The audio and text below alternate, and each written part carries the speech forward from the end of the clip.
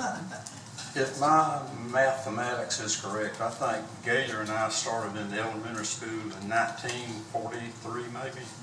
Okay. Gator and I actually went all the way through school basically together. Dot joined us in the 9th grade, was it, Dot? 9th grade. I don't know where she came from. Where'd you come from, Dot? I didn't tell you. But really, I'm proud of these two ladies, young ladies here. They devoted their life to education. They graduated from high school, went on to college, and both of them got doctor's degrees, and both of them ended up being college professors. That's pretty good. I appreciate and they, during high school, they were very active in most of the activities in school. Gator was a little bit smarter than Dot and I. That's right. Anyway, they were both excellent students. I'm really proud of you two for what you've done and what you're doing now. So I happily present to you Dot Arnett Diamond, Gator Nowling Miller. Get some ideas together. I have this tendency, Lynette can tell you, I have this tendency to scribble on whatever blank space I can find. If it's the margin of a book or the back of a page, and I have these pieces of paper scattered in different places. I mean, I've been trying all my life not to do this, but I do. And then the trick is later to get them together. So some pieces I do and some I don't. But this afternoon I put together where our minds are right now. My mind's here, and Dot will tell you where her mind is when we had our minds together last week when we were planning. And as I've looked over what we have, I'm trying to put it into, because we're going to take what we get, what we receive, and our book is going to take that form. And I thought maybe if I tell you the nature of the things that we have received and how we're thinking right now, that if you see things that you would like to see differently, if you have a better title, because we struggle with titles always, better ideas, anything you can do to help us here, we would appreciate it. And I'm hoping that if you have not turned something in, that this will make you think, hey, I know what I could do to go in here. Because you have to work hard not to have something that would fit. I thought that if we did something like Captured Memories from Santa Rosa and called it Volume 1, 2014, hoping that it will be 2014, it might have to change that, that then we could make this a series. And I could do an introduction at the beginning that would explain the organization of the book, why we consider the stories important. Important's not the word I wanted, but why we're doing this. Explain the type of material that will fit in these pages, and I'm put a little explanation. That sounds so dry. I'll try to make it lighthearted and easy to read. It'll take me a long time to do it, but I'll try to do it. And put a little teaser in so maybe people will turn the page, not just a dry introduction. Because I think if we don't introduce the stuff, it's just going to be there in people's face. They won't know who is this, what's it about, what does it have to do. So that's how I'm thinking. If we carry on the idea of captured memories into subheadings, and under these headings there will be stories. I'll put the stories that fit. And if I need to change the headings, I'll change the headings. How Town Began. Right now, I'm thinking to put the story I did a few years ago about, that was in the Tri-County Ledger. Tri-County Ledger, wasn't it? Is that the name of it? Tri-City Ledger. About, I call it Way Back When, about Jay. I need to get pictures back to put in there. And I'm thinking maybe we might get Brian Rucker, maybe if not this volume, our next one, who did his dissertation on very early in the county, that maybe he could talk about then and even earlier. And then of Tales We Told, I had to especially do this for my husband because he wrote this story years ago about his two-tail feathered tom turkey. And he has shown it to everybody who comes up to our hunting place. And he declares it's the best story he's ever written. I've heard it 3 times. I can't tell you how many times I've heard it. Anyway, I thought that the tall tales that we've told characterize the people also, and especially tales about hunting. And we've had some wild ones. I thought maybe I would put a picture of Lomax and Marshall arguing about which one really killed the turkey or got the deer, because they do sometimes disagree on that. And so other people's stories we can put in there. In fact, Lomax and I were talking today about Houston Shell, who has just died, and he was a great turkey hunter. He was just a champion turkey hunter. And he had many stories to tell, and not only that, the people who hunted around him had stories to tell about his hunting. And I would like, if for nothing else, we want to get together some of those and write them out and send them to his family. And then the things we hold dear. The reason I said this, I'm thinking about Max McCurdy. Some of you will remember Max McCurdy. He didn't live a long life. He died when he was a young man. And I remember him in a wheelchair all the time that I knew him.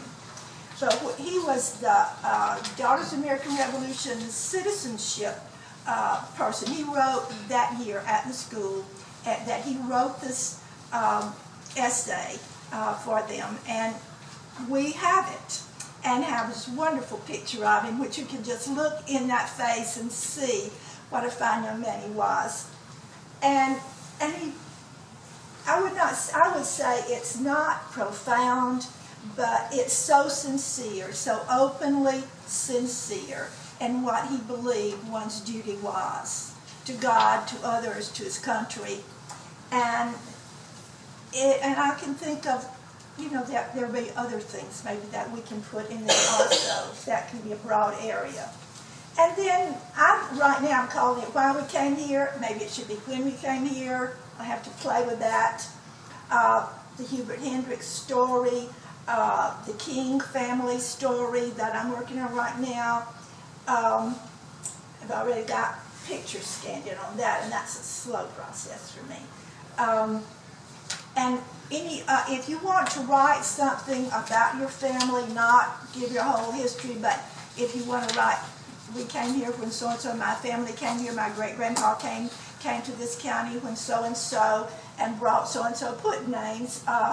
Francine King Gamillion wrote out and gave to me information. She didn't think it was important to put the names of just the children.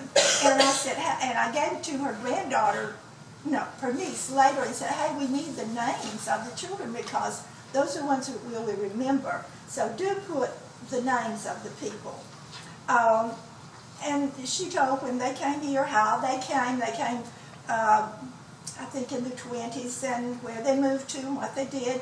And those things are memorable. And I can see a lot of what we get going in there. And what we leave behind. We've got a story that Lawson Baxley dictated to Dot some time ago. And he called it The Circle of Life. Circle of Life.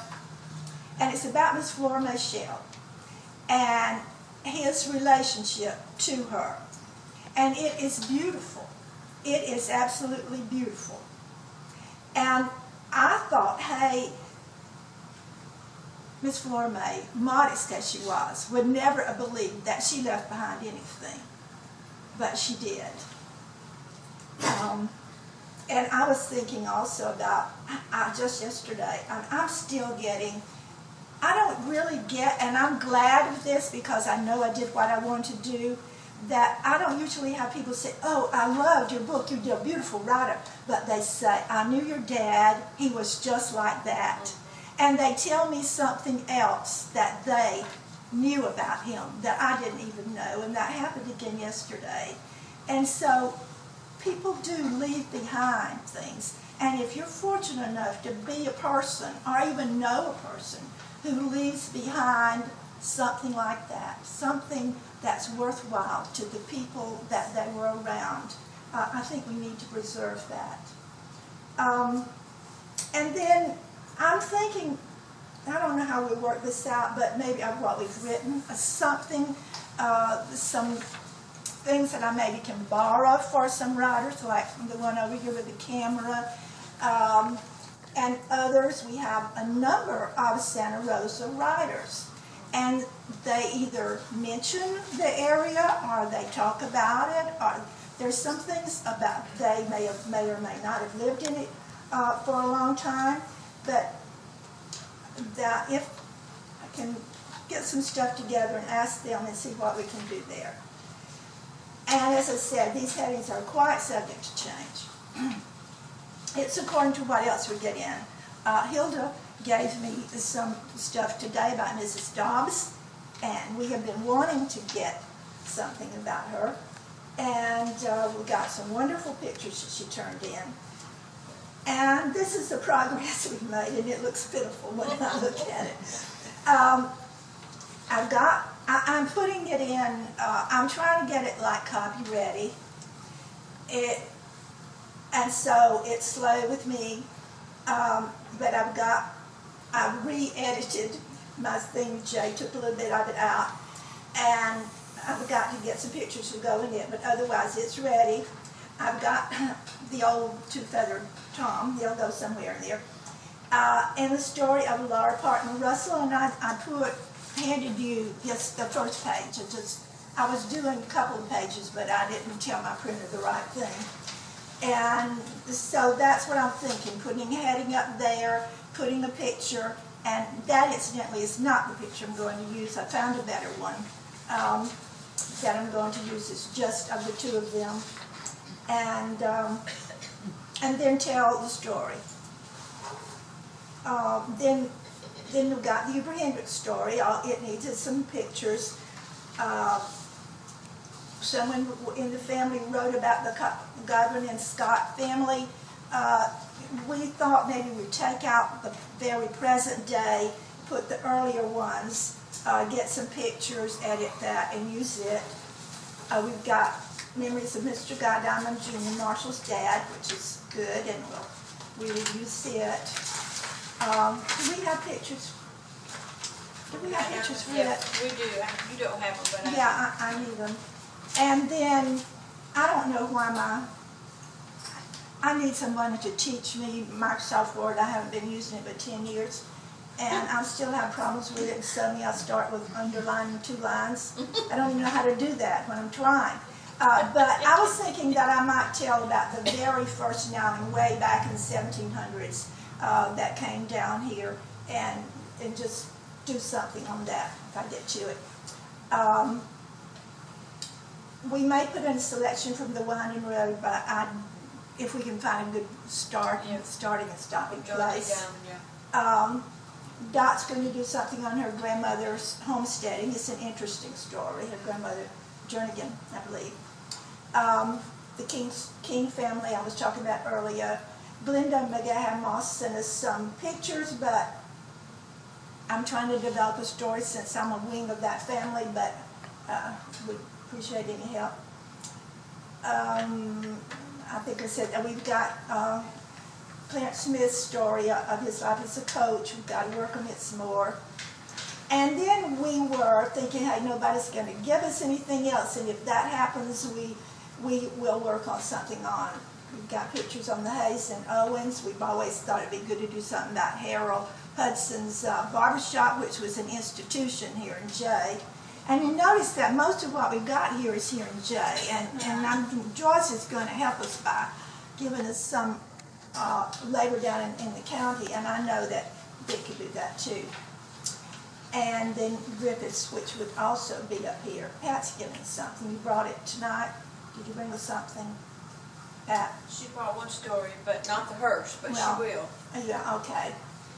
And I don't know how this would work, haven't looked at it in a long time, but I was thinking about, Dot and I were talking about Mrs. Beal, so we have her, well, practically all her stuff actually, and we've got her diary she wrote her first year in college. Day by day, every day, she did not miss a day, and she managed to get it in little tiny writing that you can still read, and told what she did. It's fascinating to read. That we might work that into something. That would take some work, and so forth.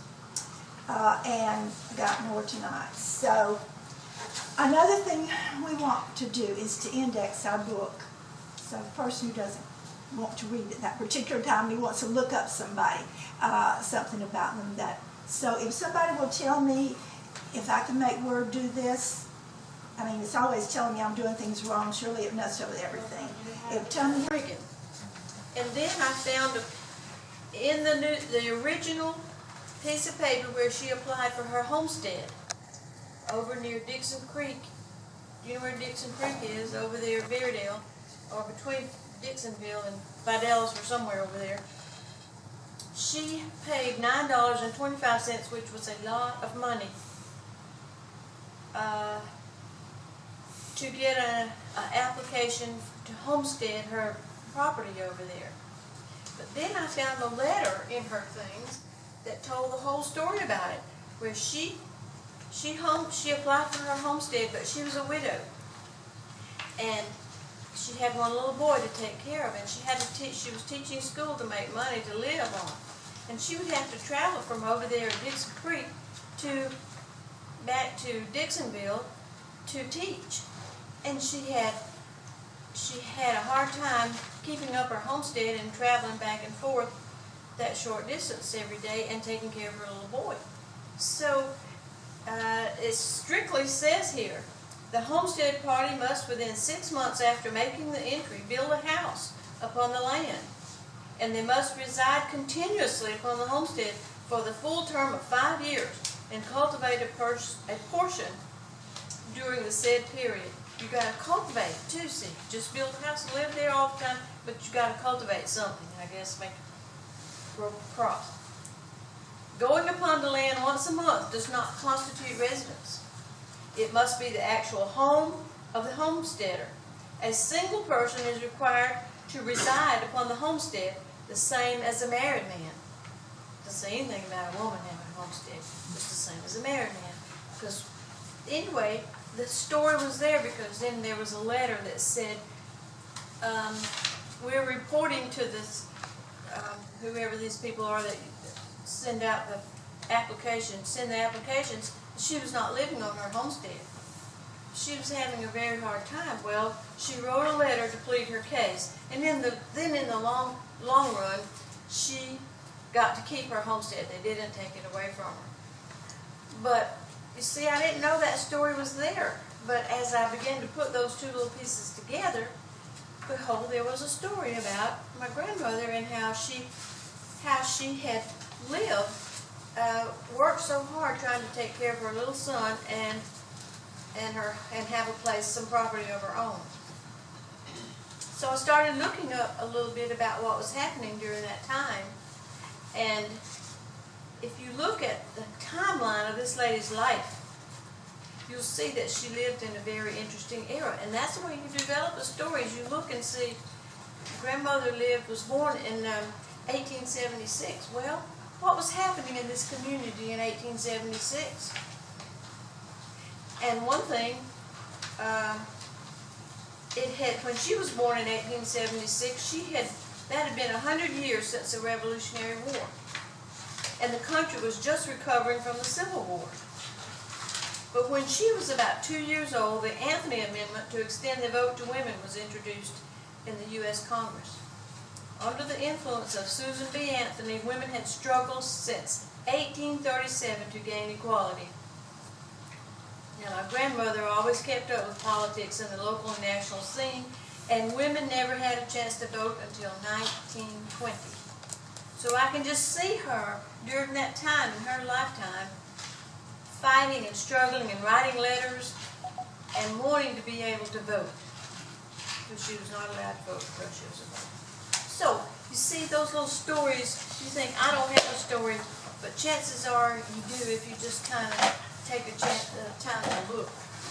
And then I found another one about Marshall's great granddaddy, John Diamond. And I don't want to read all of it to you, but I didn't write this. Marshall didn't write it. I don't really know who wrote it, unless it was Mr. John T., who was a prolific diamond writer. But he paints a picture of what life was like in about 1820, 1830. He says, the location of the building spot was an ideal one. The higher ground was covered with longleaf yellow pine, with some oak, hickory, dogwood, persimmon, and many other small trees and wild flowers. The wetlands were the home of the shortleaf or the loblolly pine. The higher ground in the swamp was covered with many trees. Among them were the great cypress, 5.5 to 6 feet in diameter. Can you imagine that? The marshland was covered with a type of gum tree, with a few cypress included. The trees from the forest could be used to build houses, rails of pine and oak, to fence the garden and build small field plots. Boards from the oak and the cypress were used to cover all the buildings. And then he talks about the game, how they could hunt, how they could establish their house. And then this was about the year of 1830. The exact date is not known, but the only record I can find is the date when one of his children was buried in Old Coombe Hill Cemetery. That was in 1837. This old man built a water mill on the creek nearby after building a dam across the creek to form a pond for water power. He used the mill for grinding corn to meal and grits and for his family use. And then it goes on to tell all about what all he raised and about the children that he had and some of his descendants. And then it tells about his wife, but he married Mary A. Johnson. She was the wife of this old John Diamond. She was born in 1820, and she died in 1871. Now, he rode his old gray horse 6 to 8 miles a day anytime he wished, until about his 94th birthday. One day, he was riding his old horse, and the horse became frightened and with a quick lunge threw the old gentleman. And a gentleman he was in every sense of the word. He landed against a tree stump, breaking and actually crushing his hip and his leg, and that, of course, brought his activity to a close.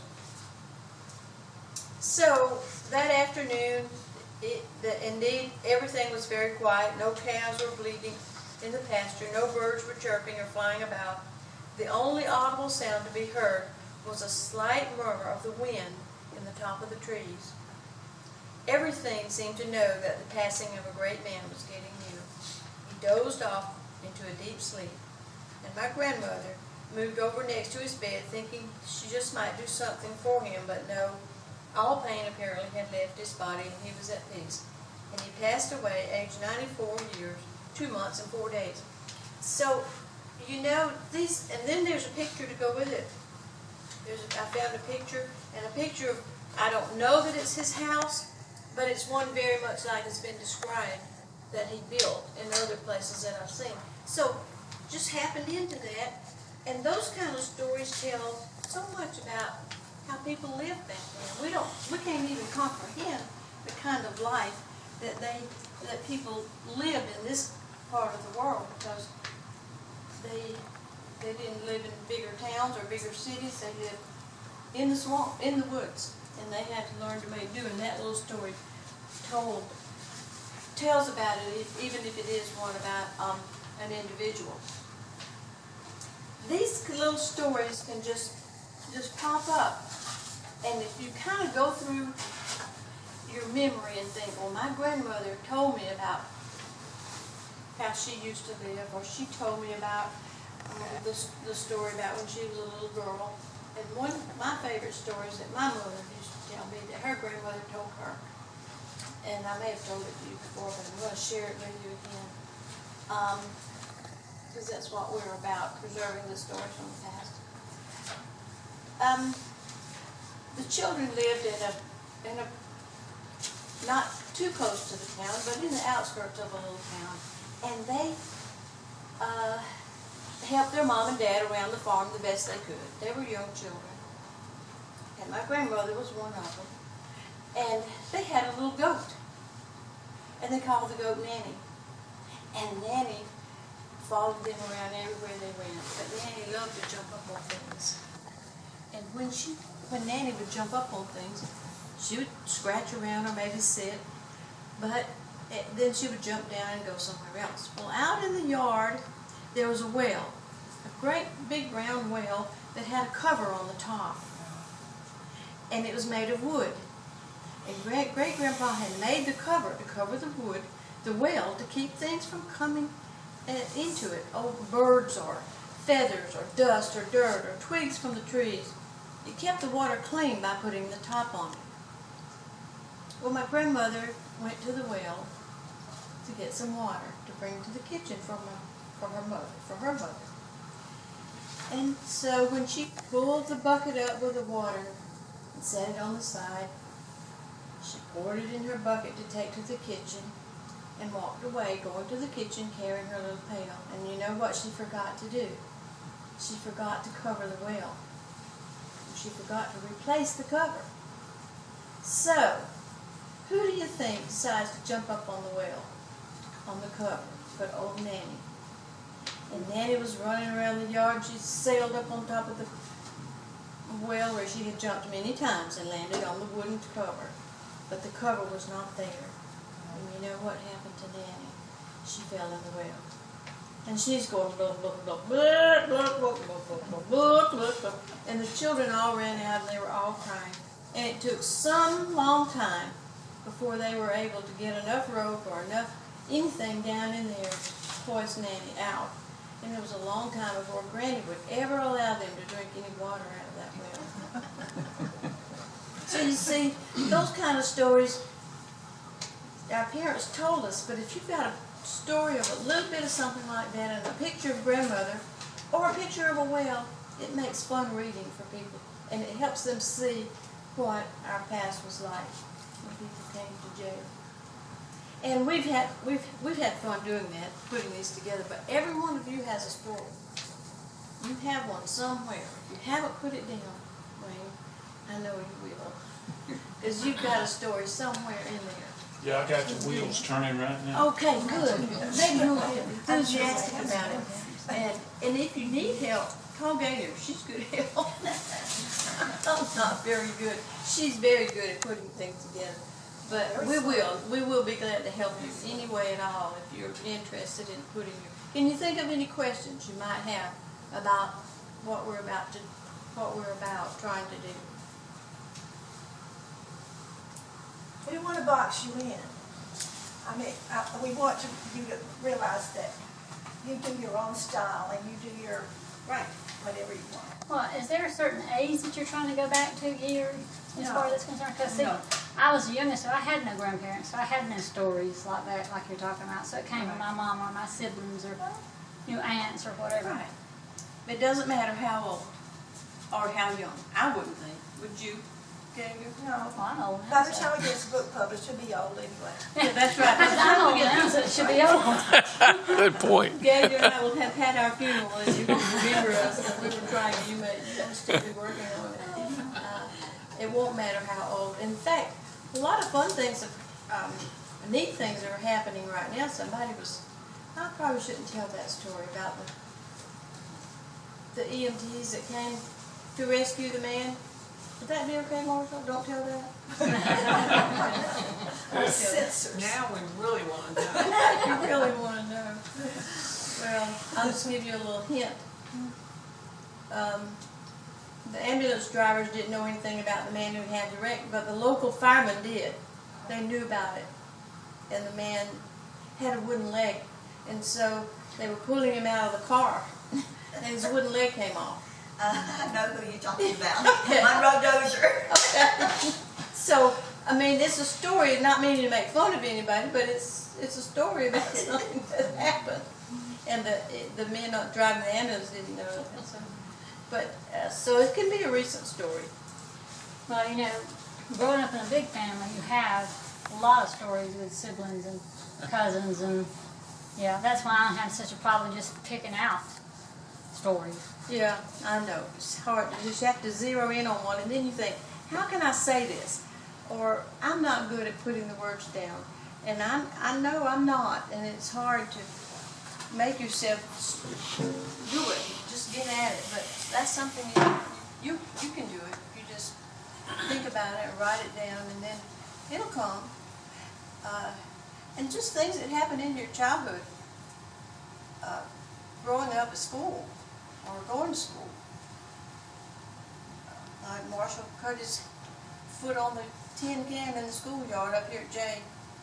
Cut his foot off almost, and he had to ride around. His daddy bought him a wagon, and he had to prop his foot in the wagon and roll himself along because he missed the first 6 weeks of school because his foot was cut on a tin can in the schoolyard. Can you imagine in this litigious society we live in now, who would have gotten sued?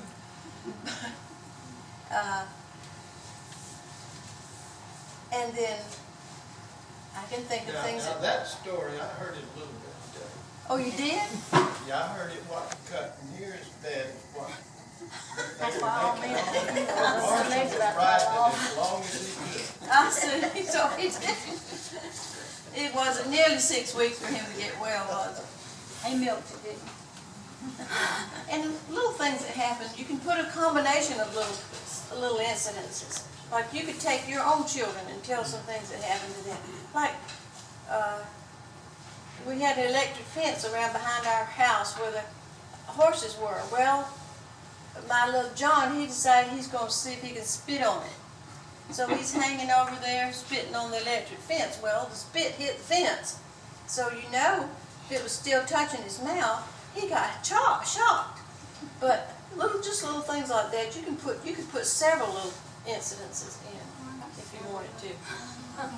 I got one I would share with you It's okay, tell it. if you want me to. Yeah. My dad, when he was growing up, he said they always, for activity on Sunday afternoon, they'd go squirrel hunting Yeah. up in Alabama. And he said they didn't have guns, they had slingshot. He said, but if a squirrel ever went up a tree, he done committed suicide. He said they would get the squirrel. So he was a pretty good marksman. And so I was probably 6, 7 years old. My grandmother was a widower, and she decided to have a hog killing. So my dad, being a good marksman, he was picked to do the shooting. Well, he done got into his sauce that morning, Uh-oh. and so he was ready to go. Well, he got the rifle and went on out to the hog pen. My grandmother told him, she said, I'll be there in a minute and I'll select the ones you shoot. Well, needless to say, when she got out there, he had 16 hogs on the ground. 16? And we must, and any of you ever butchered hogs, you know that was a day's work. Oh, my word. But we must have had 8 or 10 families there. Everybody. Anyway, they butchered all those hogs that day. We probably ate one whole hog for dinner with all the people that was there. But that was quite an adventure. But that really stands out in my mind. That was the really last true hog killing I went to. So see what a neat story that would be for our book. And maybe you got a picture of Granny, or maybe you got a picture of some of the... And growing up, going back and forth to her place, I never, in the wildest dream, thought that I would ever live there. But Brenda and I have acquired part of the property now. The old log barn out here on the picture sitting in our backyard. My grandfather built it in a smokehouse in 1927. And he and his oldest daughter, she had just turned 16. And she was getting baptized that day. Went down to Juniper Creek, got baptized. She come back, changed clothes, and went back to work, helping him build those buildings. And she said she remembers she mashed her fingers, and she said, "Gosh, dog," and said he got all over. He said, "Now, daughter, you realize you was just baptized and you talking that way?" So they were pretty strict back then. Don't say gosh, gosh. But those old buildings to me is sacred, you know, because of the heritage behind them.